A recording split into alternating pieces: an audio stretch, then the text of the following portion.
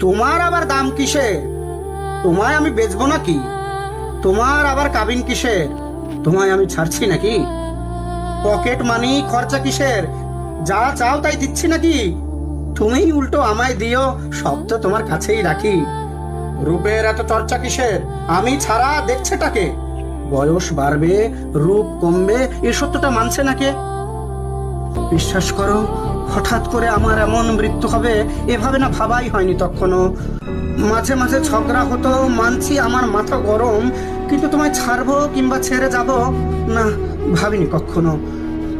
এখন ভাবি, তোমায় কিছু দিলেই বরং ঠিক হতো। এতটা পথ, লম্বা আয়ু একা একা পাড়ি দেবে, বিশ্বাস করো আমি ভীষণ লজ্জিত আর বিব্রত।